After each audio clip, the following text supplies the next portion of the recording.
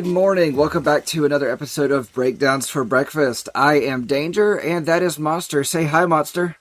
What's up, everybody? So happy and so glad that you all could join us. I hope there's more than 4 of you at this point.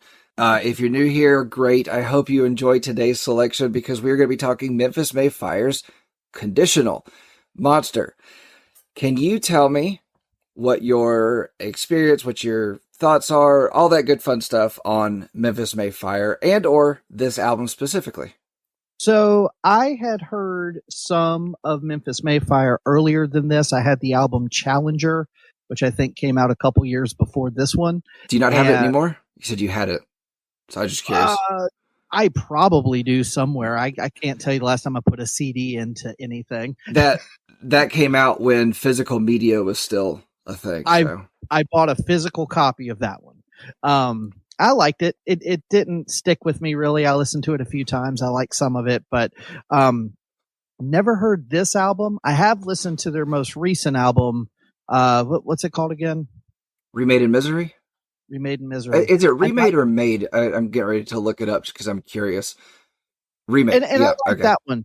I like that one pretty good. That one's a little more modern rock, alternative rock, a little less metalcore, and which is a little more my speed. But yeah, I had never heard this album before until we did this, and I listened to it over and over and over again to talk about it. This album is a little bit more straightforward metalcore. It is. Yes.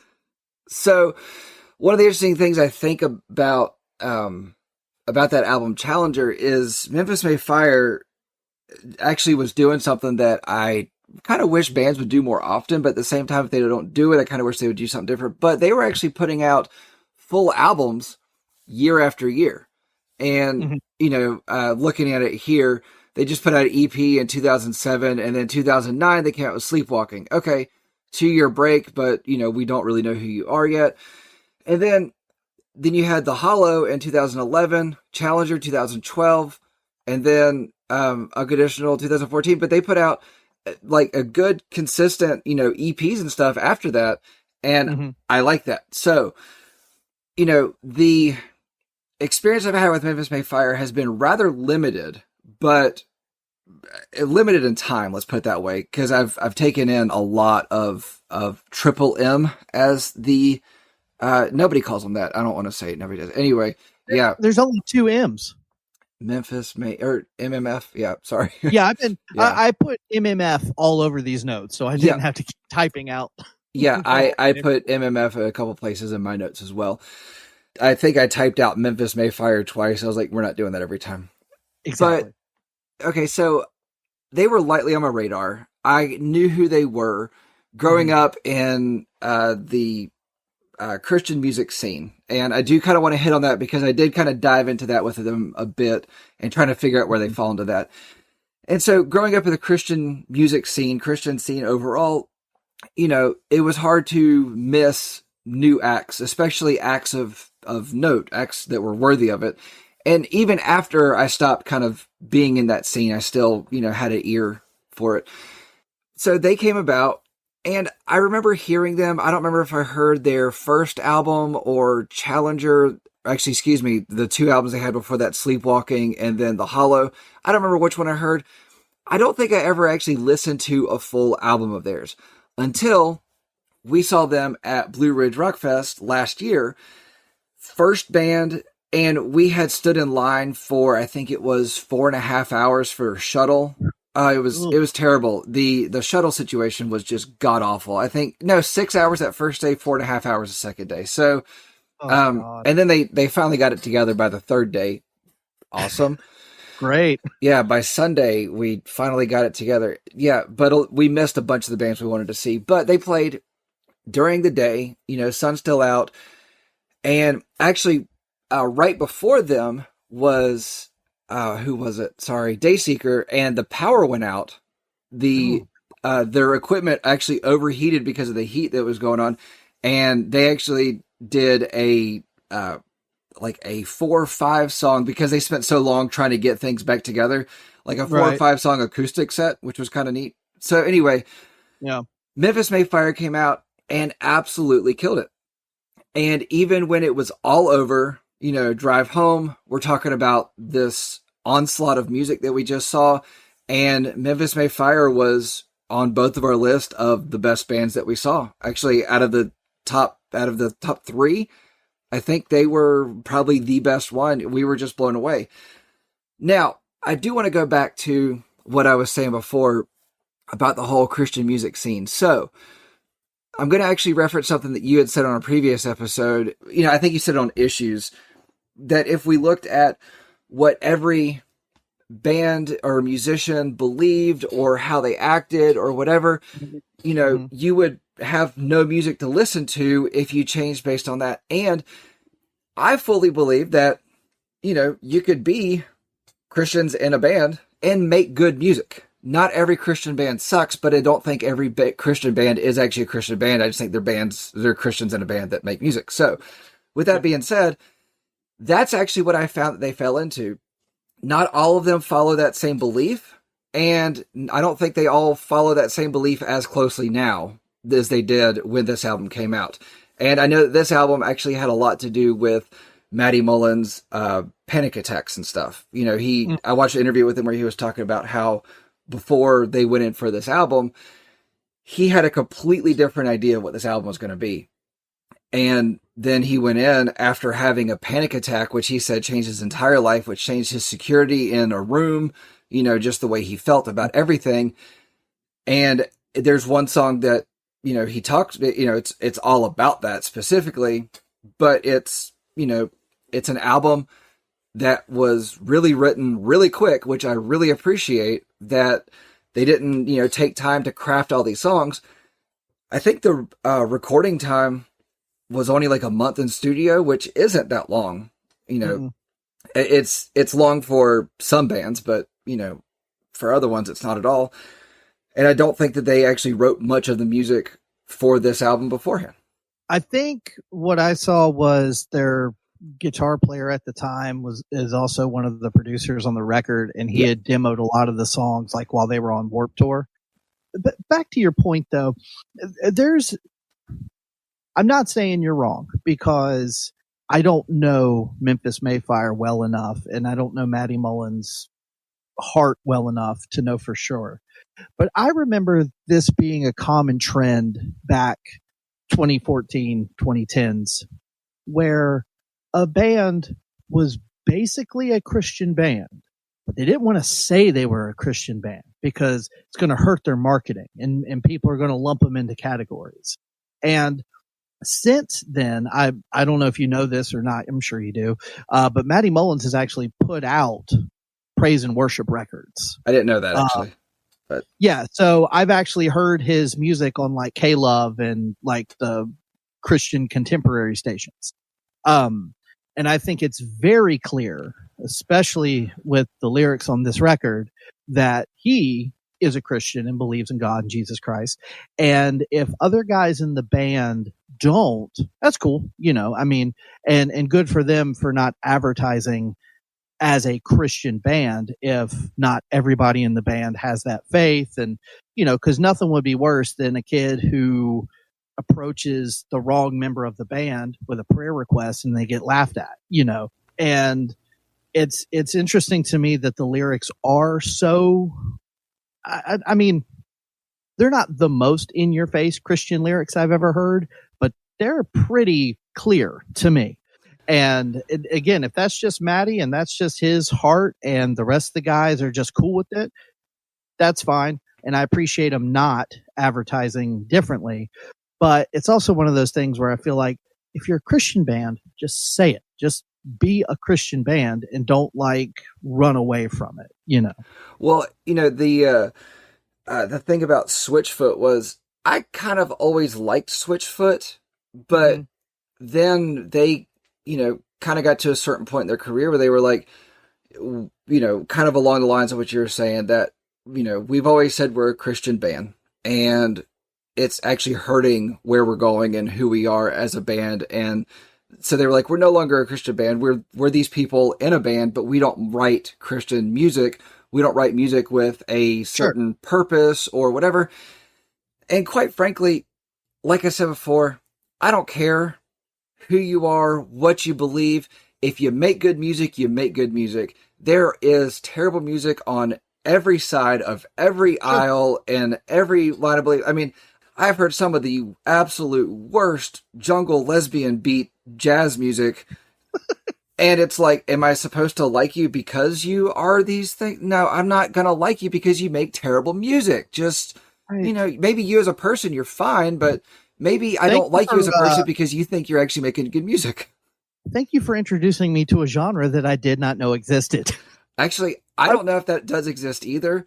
And I'm going to put out a record, and that's how I'm categorizing it. If anybody can make jungle lesbian drum beat jazz, it's you.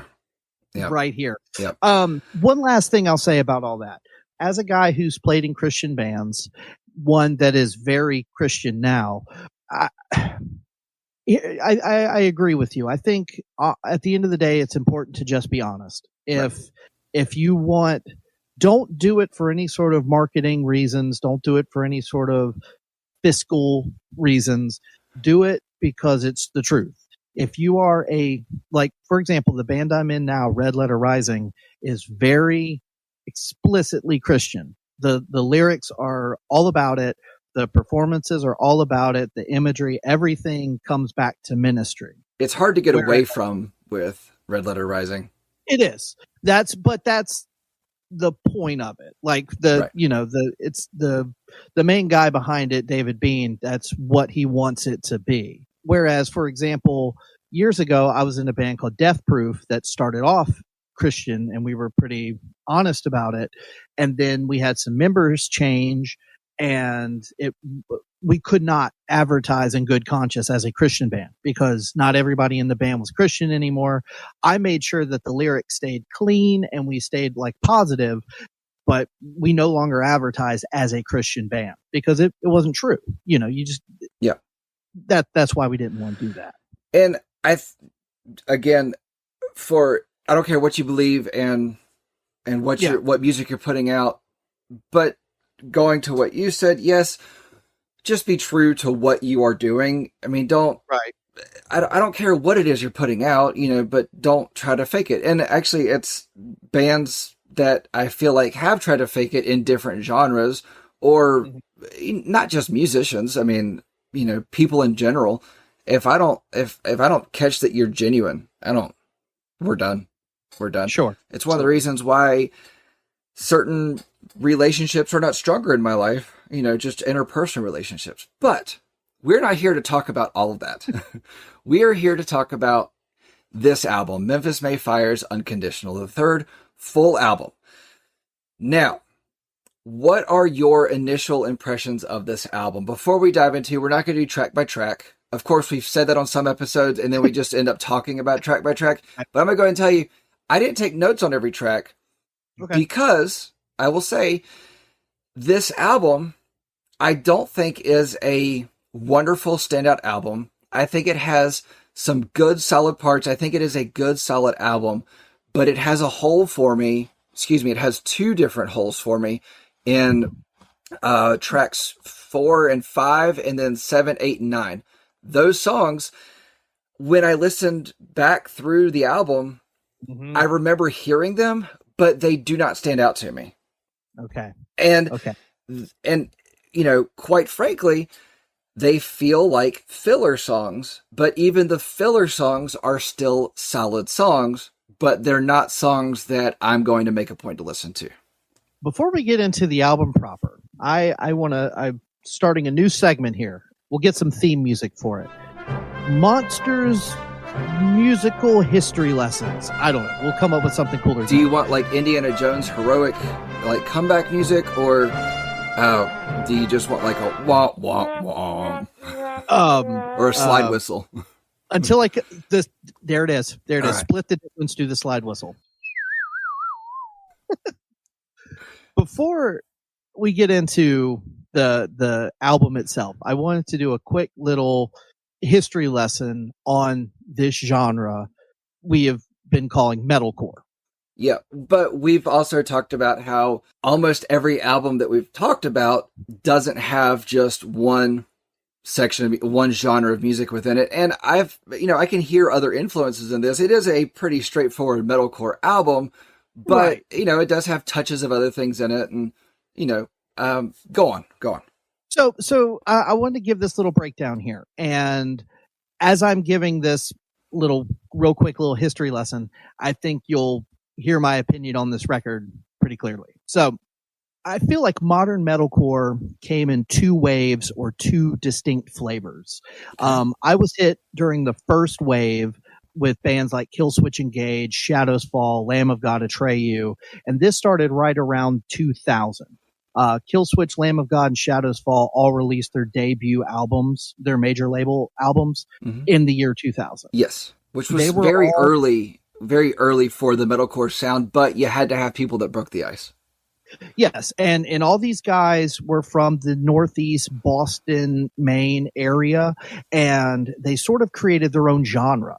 These were guys that grew up listening to Metallica and Iron Maiden, but they also were listening to Black Flag, Minor Threat, like that kind of stuff. And when you go back and listen to these records, the guitar is often the center point. It's usually very technical. There are a lot of bright, clean vocals, especially in the Killswitch Engage camp. That was sort of their big part. Jesse Leach and then Howard Jones as well. Just these huge, bright choruses. But it felt more metal than it did anything else. Yep. But then you had your second wave of metalcore bands. And this started a little more like in the 2010s. This is when you start getting your bands like Of Mice and Men, We Came as Romans, Memphis May Fire, like Moths to Flame, et cetera, et cetera. These bands grew up listening to the metalcore bands that I just mentioned, as well as the modern like pop, TRL, new metal stuff that was real big in 2010s. The biggest influence I think here is Linkin Park, because you can really hear this in the production side of a lot of these modern metalcore bands. I've even heard people refer to this as like Linkin Park core. I prefer calling it parkour. Okay. I get it. If parkour wasn't already a thing in some other way, sure. I don't know what you're talking about. Okay. Parkour. With very few exceptions, this whole scene missed me. I was too old for it when it was popping off, and they all sound the same to me. A lot of these bands use the exact same guitar and drum tone while recording. They use a lot of the same production tricks with the strings and the beeps and the boops. And then the songwriting patterns are very similar. You've got your heavy verses, your singy choruses, and then somewhere along the line, the song starts to fade out, and then you get a big heavy breakdown with some chugs. It feels very formulaic, and it just sort of, it all kind of blends together for me. And for, as you mentioned, this album, that's what it sounds like to me. It just sounds like a 2014 second wave metalcore record with very little standout. That's fine. I actually will agree and kind of follow you along with that. And maybe we'll do a music development episode, because I actually think there's a lot to break down within it, or maybe we'll just talk about it in bits and pieces on this. Maybe in your new segments you've created. And that is a very brief, generic explanation. You're exactly right. That could be a 2-hour conversation on its own. But I just wanted to kind of show, like, when you say the word metalcore, I think most people today think of, We Came as Romans, Of Mice and Men. But when I think of it, I think of the first wave with Killswitch Engage, Shadows Fall, and I loved that stuff. So for me, this feels like the bratty younger brother version of it, and it just doesn't appeal to me as much. So the term metalcore to me is just kind of a generalization of a type of music that you like. You like when people would say they like rap. Well, do you like East Coast rap? Do you like West Coast rap? Sure, do you like new school? Do you like old school? Where does that fit? And I think that there was a very interesting thing happening with bands like Killswitch Engage and Lamb of God, like you were talking about, where they were, putting out this new heavier crunch of a sound that really wasn't around yet. But then you had the emo wave happening. You had that late 2000s emo wave happening that turned into screamo, and I think that somewhere along the line, screamo and the early metalcore turned into the second wave of metalcore. You had a kind of a clashing of it, and I don't want to say that I think that Linkin Park was the biggest influence. I definitely think they are an influence. In fact, the Memphis May Fire did a pretty good cover of one of Faint. Yeah, I was having trouble remembering which one it was. But yeah, they did a pretty good cover of Faint, which is worth checking out. And as far as what you're talking about, the formula for bands like this, yes, I do 100% understand what you're talking about. I think that the, scream verse, sing or chorus, those kind of go back and forth. And then you've got, almost a little guitar solo, and then you've got a breakdown. And then every once in a while you have a band that comes out that's a little bit different. And I think that Memphis May Fire actually showed the evolution of what that was doing, of what was happening there. And I feel like this was a step in that evolution that kind of was, I feel like this album was kind of a push in that direction, but it wasn't a push of the industry. It was a push of inspiration, because this was not a big popular album by any means. Right. I do think that this was an album that people were listening to, that were making the music that was, becoming popular. I don't want to say on the radio and on MTV, because I can't tell you the last time I heard a song like this on the radio and MTV, except for Linkin Park. I do think that Linkin Park was an inspiration, not necessarily a band as a whole, but I think some of the things that Linkin Park was doing was inspiring bands to do different. I think that Chester Bennington was, but I do think that what was a little bit different about them was that they kind of did the flop, the sing hip hop verses and the scream choruses. And Chester Bennington, I don't care what the opinion is of anybody who listens to this episode, if they think that Chester Bennington did not have a good scream, he had a damn good scream. That guy had a fantastic scream. In my opinion, Chester is in the top 10 rock metal vocalists of all time. I definitely think he's in the top of the list, and somebody that definitely deserves a part of the conversation. I wouldn't put him in my top 10, but I would put him up there. And actually, I fall victim to something that I've criticized in the past, that in his lifetime, I really didn't appreciate him enough, because I think I was in that Linkin Park again. But then there was always a Linkin Park song that jumped out to me. I don't think there was ever an album that I listened to of theirs that I thought, this is great, except for Hybrid Theory. I love that album.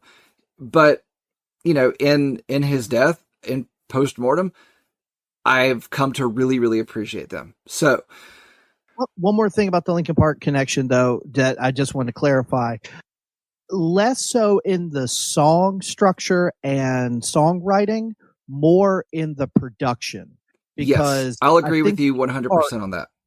I think Linkin Park is the first.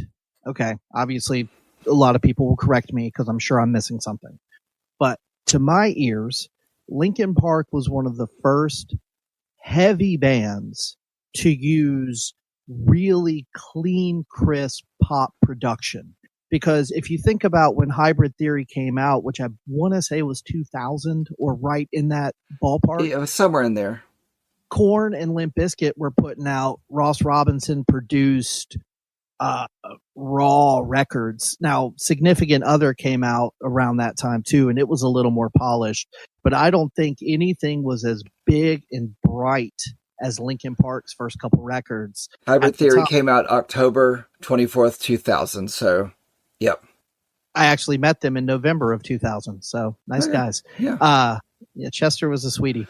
I've never seen any video clip or anything of him where he was nothing but just nice and cordial. And you've talked highly about meeting him. Yeah. Yeah.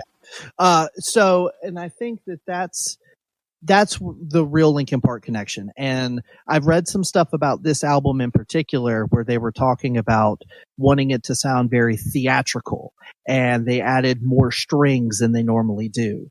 And to me, I wish they hadn't, because it's distracting. There are songs where you got the double kick going, and you got the like neoclassical little kind of riffs going, and then on top of it, you've got this string section going bonkers, and I'm like, let's take it easy, guys. Like, the songs that I find most appealing on this album are the ones that don't sound like most of the album. Does that make sense? It does, and I would be interested to hear those when we get to them for sure. Yeah. And I have a feeling that we're probably actually going to like some of the same ones. And yeah, there are certain places where I understand where Matty Mullins was saying that he was more proud of this album than albums before. Of course, they only did 2 albums before. So, you know, and he is from Spokane, Washington, and the band is from Texas. And so, you know, he kind of, if you listen to what they sounded like beforehand, which it's really hard because, well, it's not really hard. There's a few songs that were released with an older singer. Mm-hmm. You know, he really did change the direction of the band and what their sound is. And something I thought was impressive about him when I saw them live, and I thought this was impressive every time I see it, or I think it's impressive every time I see it, but Matty Mullins can go from screaming to singing without any trouble, and I always think that's impressive.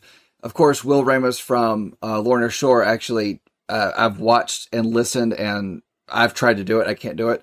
But he actually sings in a way that doesn't destroy his throat, because the way that some of these guys do, they would have no voice by the end of a tour. And Matty Mullins does every bit of vocal work, except for, you know, there is background vocals on parts of it. But, sure. You know. But again, here's another good example of, you know, how many of these bands have 2 vocalists? They have one that does the screaming and then one that does the clean singing. So I will say that the one thing that, and I made a note of this later that I'll bring up, but the one thing that really sets Memphis May Fire apart is Matty. Not only his vocals, like, I feel like when you get into the screaming, it's a little bit generic, but he does have a good clean vocal that's, you know, a little bit his own tone, but, and the lyrics. You know, this album, as we've already kind of touched on a little bit, has a lot of talking about faith and God and his relationship with Jesus and everything. This can be a bit of a downer genre, lyrically. There's a lot of songs, a lot of bands that sing a lot about pain and suffering and just how awful the world is. And it's kind of refreshing to hear a different take on that. Now, Matty sings about some pretty heavy topics throughout the record, but it still has a positive spin on it. And I think it ends in a very, like, triumphant kind of way. But the end track is good, but we'll get there. So let's talk about the opener, number 1, track 1. And I'm not going to actually hit on the holes that I was talking about too much, just because they did not stand out to me. So track 1. I have a feeling we're going to be like right on in line here on these songs. So track 1, No Ordinary Love. I shiver as you whisper in my ear. Child, have no fear. Come back to me, love, I forgive you. So from the start, this is 100% a love song in every way. Now, I can very easily pick up on the spiritual content of this song, but it was really well done to where if you don't want to hear it that way, you don't have to hear it that way. And it's a great opening track for this because it gives you a full spectrum of what the rest of the album is. It gives you the heavy, it gives you the soft. It really sets up just a, quite frankly, genius framework, and it shows you what guys are in this band. And because you have a vocalist like him that can do the clean and can do the scream, clean and dirty, let's put it that way, it gives the rest of the band a chance to to really work on creating the music for the song, the structure of the song. But this song instantly kicks in with a catchy guitar riff, and then it just moves forward. That's just what it does. It just moves forward.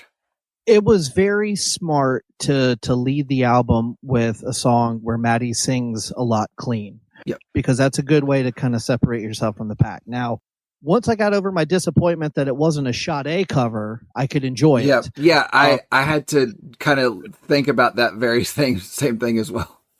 And it's funny that you would say, like, to your ears, it's very clearly a love song, because to my ears, it's very clearly a praise and worship song. Like, and that's just a matter of what your mindset is going into it. And to me, like I said, between the album cover and what I know about Maddie's solo career and stuff, like, to me, it sounds very straightforward. Hey, we're singing about Jesus. And see, I think it was written in a way that you can hear it as a love song, or you can hear it as that. You are correct. I did not hear it as what you did at all. Mm-hmm. I heard it as a song that could be interpreted that way, but I hear it as a straightforward love song. I thought it was really smart of them to incorporate the synthesizers and the orchestra backing track, which you mentioned was a little bit overkill for it. Did you find that on this song? So, and this is just because of when you hear the beeps and the boops and the theatrical strings and all that in one song, it's fine. But when you hear it for 45 minutes straight, it's too much. Yep. And so right here, I'm here for it. I'm cool with it. It's not distracting. It's a feature, not a bug. By track 3, 4, 5, 6, and you keep doing it over and over again, that's when I'm starting to like, okay, that's enough. That's enough now. And I think that's where the album has those gaps in it for me, is it became tiresome. My ears became fatigued within listening to it because like we have talked about, there is a formula, and I'd be wrong to say that they don't hold the formula sometimes. They don't do the formula. Yeah. And like I mentioned earlier, with very few exceptions, this brand of metalcore is not one of my favorites.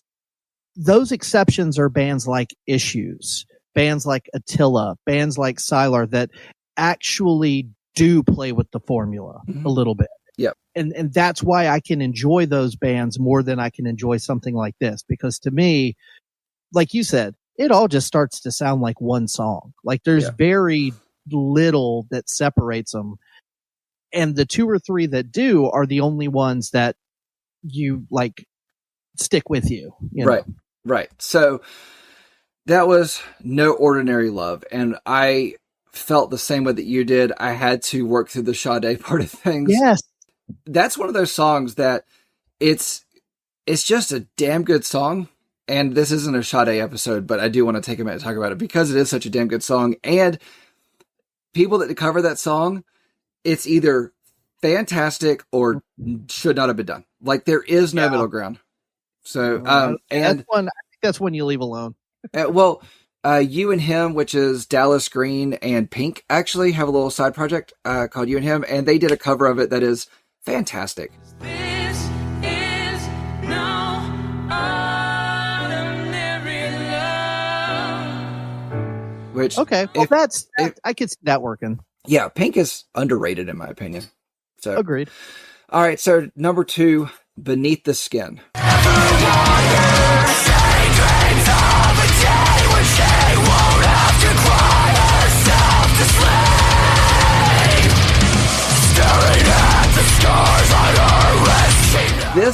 This song is just, the guitar gives a quick small intro, and like the guitar kind of changes within it, and so it's like it kind of steps you up to open a door to just be obliterated by deeper guttural screams, and it's just an onslaught of a song. And it's one of those that you gotta be in the right mindset for, but it's such a damn good, it's so good, it just hits you hard. That's what I feel like. I don't recall clean vocals much in that song. I know that Maddie put some in there, but it's just one of those songs that just gets me pumped. Yeah. So I'm already in the black hole at this point. Okay. I liked the lyrics because I think he's talking about some self-harm stuff. And I thought that was a heavy topic to talk about. It's important to talk about. Yeah. I do remember the little music box twinkling into the like heavy chug. Right. Like like you said, that obliteration. I liked that part. But other than that, I like right now, I can't tell you how it goes off the top of my head. I will say that song that is 4 minutes and 12 seconds, I think that track is a little bit long. I think it is a solid track for this album, but I do feel like about halfway through the song, it's like, all right, let's start winding down. And then we just keep going. I do love that track. I think it's good. I think it does get me pumped, but I don't need to listen to the entire thing. Sure. You know, it's a standout one for me. Okay. So track 3, Sleepless Night. How long will this go on? Why am I terrified of everything I used to love? You save me from myself, I don't want. If this album doesn't do anything for most people, it should show you that each song can have an intro, and it's a very simple all snare intro that's not quite a drum roll. Yeah. You know, and I know this is a song that actually deals with, if you listen to the lyrics, it deals with his battle with anxiety and depression and all, which I can identify with those. I can relate to them. So maybe that's why it jumped out to me a little bit more. But it gives again, all snare, not quite drum roll intro into heavy guitars. And, you know, one of the things I really appreciate about this band is they show the drums and guitars without leaving behind either one on the same track, sometimes at the same time, but then all the while Maddie's vocals are able to kind of shine through. And I appreciate that. So Sleepless Nights, not quite drum roll open into Maddie. And yeah. I have very little to say about 2, 3, 4, and 5. They all, I like the lyrics on, well, if you don't want to skip over anything, number 4, The Answer. Answer to everything. How could I feel this? I hate the beat for you. How could I feel this? I hate the beat for you. I kind of remember liking the groove, and I do remember Maddie's vocals being a little bit different on this one. He kind of, in the verses, he has a little bit of a pop swagger to him a little bit that I liked. A little bit. Not much, but it's at least a little different than what we've heard on the first 3 songs.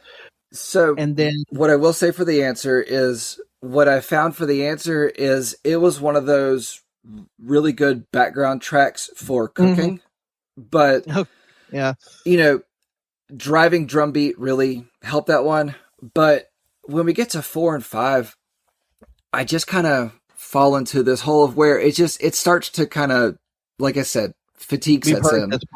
Yes. You're doing all the same things that we've already heard. Like I said before, they are solid tracks, but they don't jump out to me. And I will say with 5 possibilities,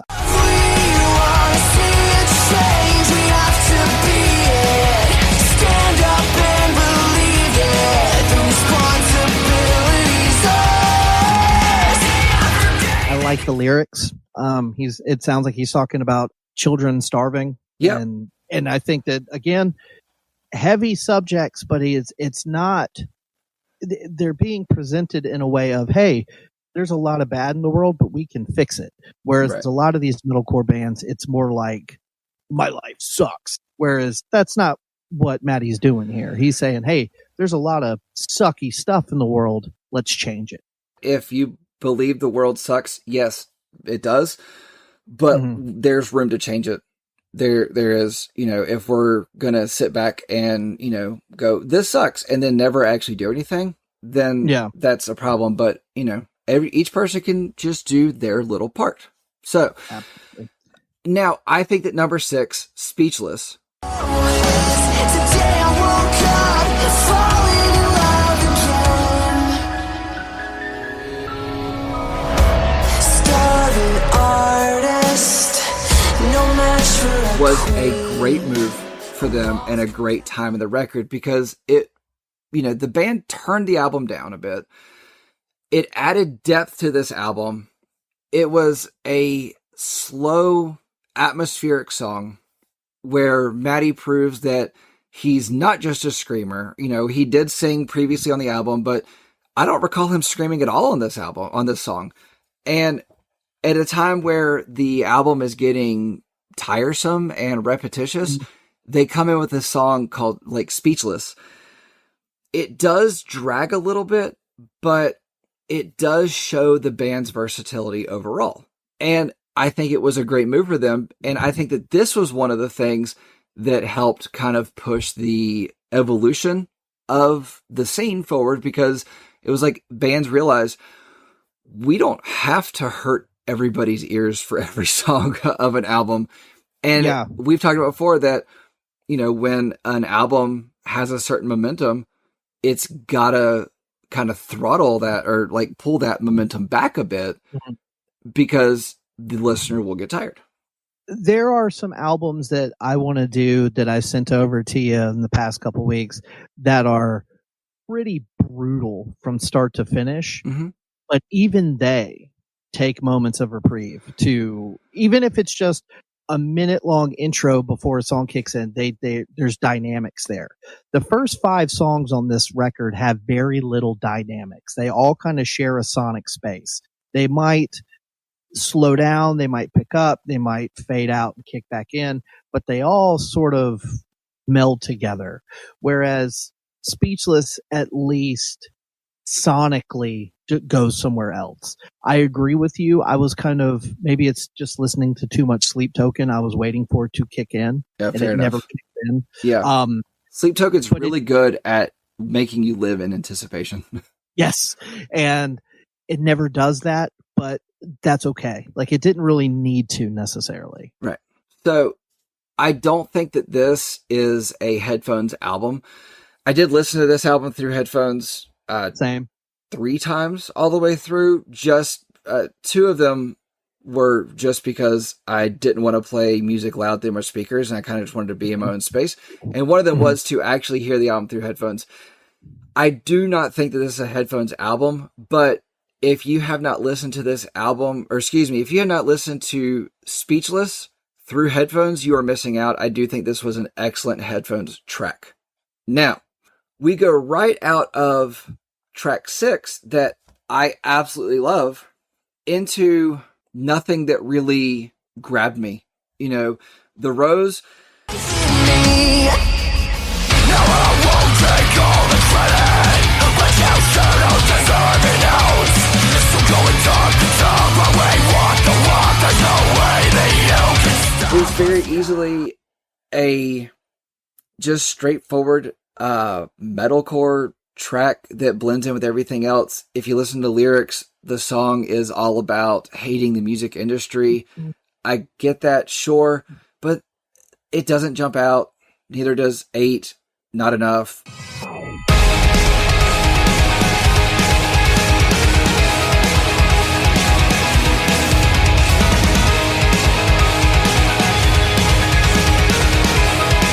And 9 need to be. On my sleeve for everyone to see the man I wanna be,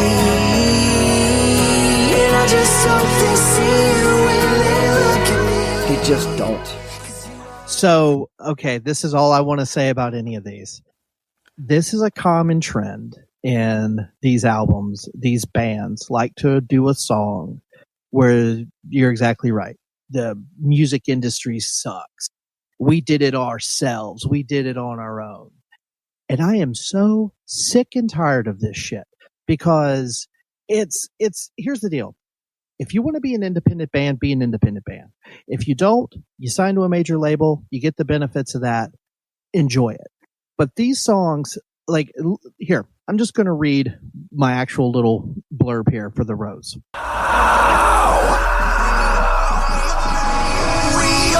Typical, we did it on our own, no one can stop us song that a lot of these types of bands do. The production is heavy-handed for me. The strings during the verses and choruses and the twinkly sounds on the bridge is too much. This one came across kind of icky to me. I could see this being motivational to the right person, but for me, it comes across bratty. The breakdown is groovy. and has that tough guy hardcore sound. But that part at the end, they'll remember our name forever, because when they said we couldn't, we did. Ugh, that is groan inducing. Like, that is the most, like, because here's the thing. You're Memphis May Fire. You are in my opinion, slightly, maybe one step above generic metalcore band. Don't do this. Don't write a song about how badass you are and how no one can stop you. Like, just, I don't like that. I really don't. So, the way I kind of see that, that track, it's all about hating the music industry, railing against them, and, saying your piece. Sure, fine. Mm-hmm. Do what you got to do, say what you got to say, make a filler track. But I honestly think that what it is that they signed to Rise Records in 2011.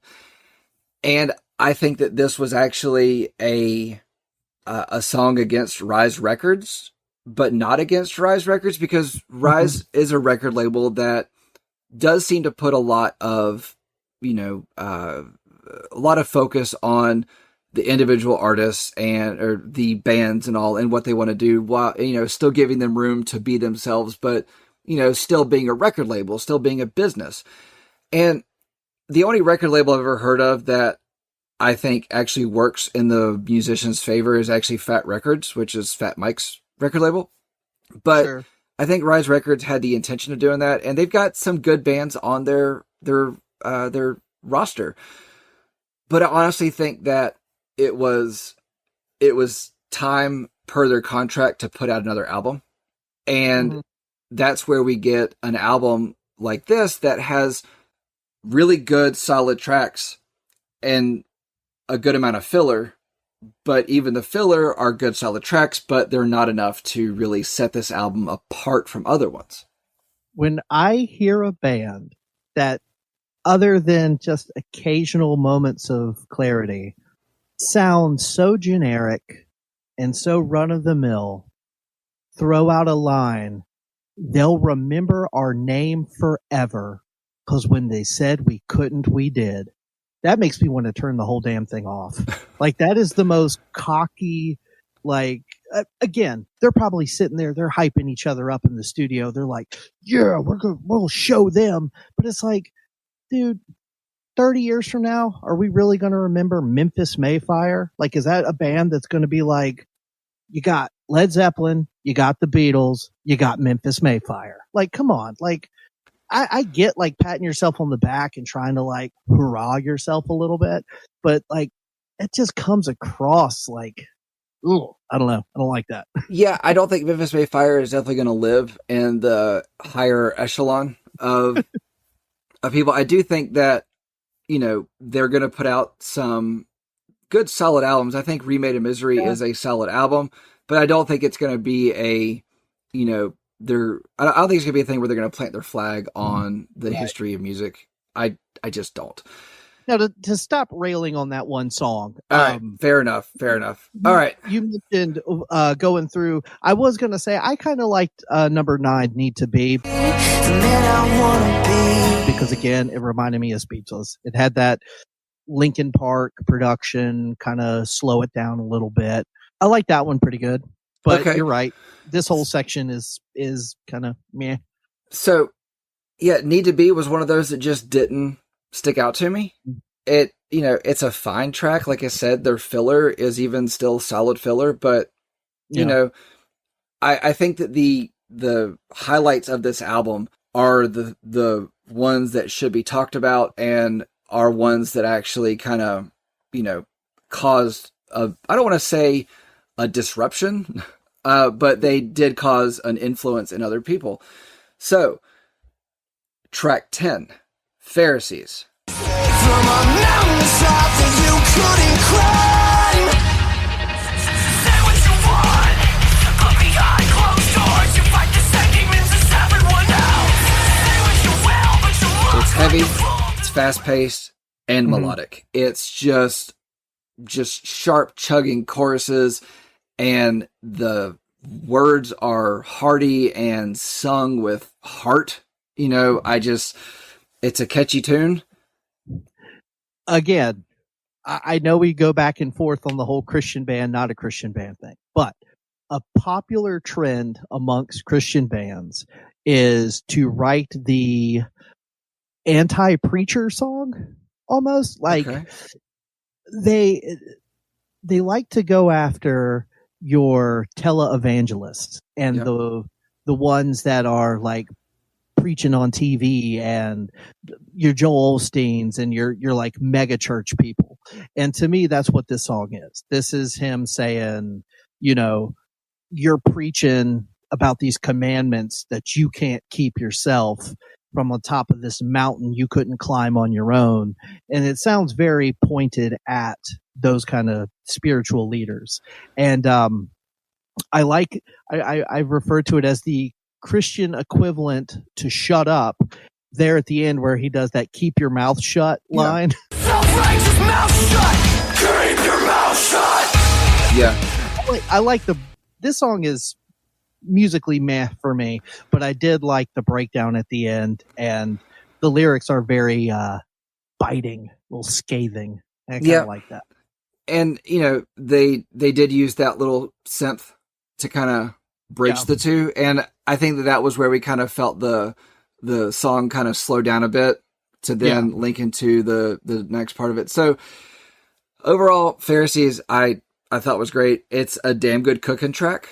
It was one of those that while it was cooking, it was just, I was feeling it. I was feeling it hard. Cool. So then Pharisees leads us into the bookend, Divinity.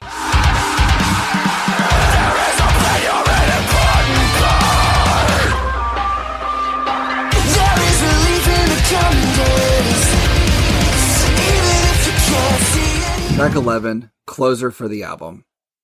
What did you feel about this? How did you feel about this song? Musically, I don't have much to say. Okay. Lyrically, I think it's one of the best on the record. Okay. I think you've literally listened to 10 songs of up and downs about his struggles, other people's struggles out in the world. And in this song, there's lines like, God makes no mistakes. You are a miracle story. And to me, ending on such a high note, if I was a kid, like in 2014, almost 10 years ago, I'd have been in my 20s. If I would have heard this when I was a teenager or early 20s, this is the kind of song that would have like helped me. Like these are the kind of lyrics that I just thought this was the first song and this song like were the perfect way to start and finish the album. Say what you want about the middle, but I love the way it starts and I love the way it ended. Now, you had talked before about that you didn't feel you weren't feeling the orchestra parts of things, but it's very much so a rock opera feeling song. But in the case of this one, I feel like it fits better than it does in some of the other songs. That's fair. Because in some of the songs, I find it downright distracting.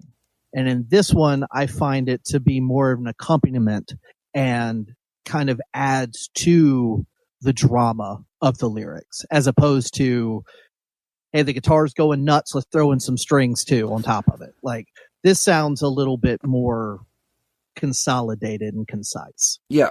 So I do love actually all parts of this song. I think this was a great closer for this. And, the vocal delivery was on point. I think this is actually one of the shining stars of this album.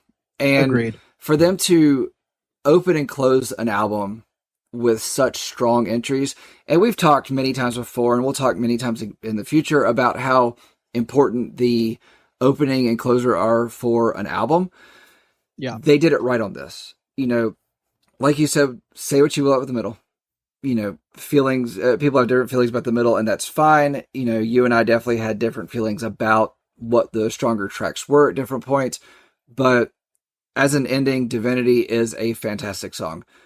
I cannot tell you if they played it live, mostly because I was not really familiar with them when I saw them live. Sure. You know, I do know that they played a lot of stuff off of Remade in Misery. Sure. You know, sure. he was wearing a Remade in Misery hoodie in 95 degrees playing a show, which made no sense. I don't understand it when musicians play a show live and wear clothing that is not for the weather they're in or the temperature they're in, period. Okay. So as someone who just played a festival out in Indiana, we played around noon in the middle of the sun, no shade. I had on all black, long sleeve shirt, a mask that covered up my nose and my mouth, and black eye makeup. Mm-hmm. And when I tell you, I thought I was going to die. Yeah. We only had to play like 35 minutes. And by like the third or fourth song, the mask was off. I had to there was a couple times in the last couple songs where I had to just stop moving. I had to just like turn my back to the crowd and just turn around and just get yourself together. So that was actually, there was something within that I thought of when we were talking about track, was it 6? Yeah, Speechless. It's too good to be true. I find my purpose. So this album total time is 43:20, and you played for how long at your? Not even that. Not even that long. Right. So I think when a band places, I think it's important for a band to place a slowdown track in an album because you are basically giving your listener a new concert to listen to, even though, you know, there's live and on an album are two completely different things. And, sure, you know, we're not fans of bands that play the music on the album live, just like it was on the album. So, but I do think it's important to place that song in a track listing and time it properly. And I also think, you know, we might differ on one or two of them, but I feel like there is an incredible EP in this album. Yeah. And I think they actually had an EP worth of material, and the songs that I say are filler, I think is where Rise, because they put out EPs all over the place in their history. Mm-hmm. And I think Rise had a 2-year mark for putting out albums, which is actually where this falls.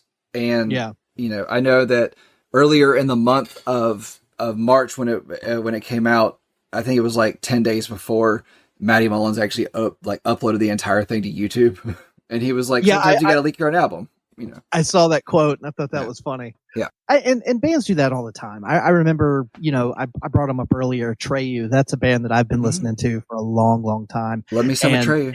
And when they were trying to get out of their record deal with Victory, they put out like a 9-song album, 8-song album. Like it didn't sound finished. They were just like, put it out. And then they released a greatest hits album. They were like, we got to get out of this contract. Just put it out. You know? I think it was Neil Young who, to do the same thing, he went to the studio for one weekend, recorded 3 albums, one of which was a rockabilly album and was terrible. And he was like, I'm just going to put out things. I'm not going to promote them. Here's these albums. Yeah. I'm done with this contract. So we're not on a Treyu or Neil Young. So give me your closing statement on this one. All right. So as I stated at the top of the episode, I'm just not a huge fan of this genre. For me, a lot of these kind of bands sort of run together. With that being said, Memphis May Fire does do a few things to separate themselves from their contemporaries. Specifically, Maddie's lyrics. No Ordinary Love, Need to Be, and Divinity all sound very personal and comforting. I think those are some of the standout tracks. I find a lot of the production on this album to be a bit distracting. The strings and the beeps and boops go a little overboard from time to time. For a lot of people, those flourishes are probably a feature and not a bug. But for me, it's just too much. Other than a few standout tracks, the songs feel very generic and stock to the genre. And if I heard the instrumentals, I probably wouldn't be able to pick these songs out against their contemporaries. A few of these songs did really work for me, but almost exclusively because of the lyrics. I recognize that it's a well-produced and performed album, but it's just not my cup of tea. 1 to 10, I give it a 4.5. Okay. 4.5. That's fair. All right. So Memphis May Fire has a lot to offer on this album. Trying to find things wrong with this album is not hard, but it's not easy. To people who have not listened to Memphis May Fire before, this album shows that the metalcore scene has evolved. The music is solid, the lyrics are passionate. With all this being said, there's still something missing that would have taken this really good album and made it a really great album. There are tracks on the album that show a desire to build on the roots that they have already built while doing something different. And if released as singles, this could have been successful. However, they are dragged down by majority of songs on this album that are fillers, or at least feel like fillers, which can be rather disappointing. Though the filler tracks are still good, they feel right, they feel solid. This is a very solid record that those who enjoy the heavier side of music will be able to enjoy. If you enjoyed this album or this band, I recommend We Came as Romans and Wage War. I give this album a 7. What? Man. Well, that's higher than I thought you were going to give it. I kind of went back and forth from 6 to 7. I did, and it's kind of like where you were talking about with Issues, that the songs that are good are so good, you actually give the album a little bit more than taken away from it. And I 100% agree with you on that. This is not an album to me that has nostalgia behind it, because I've really only known this band for a year, and I've come to really appreciate this band. And I think also I appreciate this band as people because I have watched interviews with them. And so I understand their position and, religion and music and the industry. And, I appreciate them as people, and I appreciate this album. And I will say that, say what you will about Memphis May Fire musically, I think I can't say enough good stuff about Matty Mullins as far as his. I have a feeling that he's probably got a great heart and he means very well. And even though I kind of made fun of a couple of lyrical choices here on this album, I think he's very sincere and very genuine. And the fact that he has put out some contemporary Christian albums as well, I think just shows that he's really embraced his faith. And it's kind of cool to go back almost 10 years and hear in some of these songs the struggles that he's having. And that's not to say that it's all hunky-dory now. I'm sure he still struggles. If you're a Christian, you sort of always struggle. But I think that that's the thing that makes this almost work for me, is Matty. So I will say for Matty Mullins, he did a cover with Our Last Night in 2015 of Drag Me Down, One Direction cover that was fantastic and worth listening to. He did a From Ashes to New song called Until We Break. It's a great song, just came out in 2022. And then he did a cover of Justin Timberlake, Say Something, with somebody I never heard of before, and I haven't really heard anything since, but it's really good, worth listening to. Guy's name is Danny Worsnop. It's a fantastic cover. Oh, yeah, he's from Asking Alexandria, right? Okay. I don't know. I don't know anything about him. Honestly, I haven't looked up anything else about him because I was just like, okay, this is a really good song. But Matty Mullins is on, I think, Instagram as Meaty Mullins because he's really into smoking meats and stuff, and really good stuff. Really highly recommend it. And as you were going through that, I did a quick look, and the song is called Nails. That is his praise and worship single that I've heard on K-Love and stuff. Obviously, musically, it does not sound like Memphis May Fire. It is contemporary Christian music. But as far as lyrically, passionately, it's right up there with Divinity and that kind of lyrical content. It's better than most contemporary Christian music. I'll say that. So, Monster, what album are we talking about next week? Well, we're sitting here talking about positivity and Christianity and all of these sorts of things. So let's do a Limp Bizkit album. Because, nothing says live your best life like Limp Bizkit. So what is it? Laugh.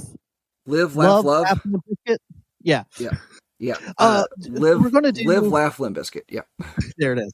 So we're going to do the album Results May Vary. Obviously, we don't want to get into too much right here, but I just want to make one point why I chose it. I think Limp Bizkit has had a bit of a resurgence over the past couple years. They kind of went from being the whipping boy to kind of like the nostalgia big band. And this album is a really weird blind spot because it's the only album they did without Wes Borland. And it is completely different than just about everything else they've ever done. And I will go into why that is. Okay, so we will dive into Limp Bizkit's Results May Vary next week.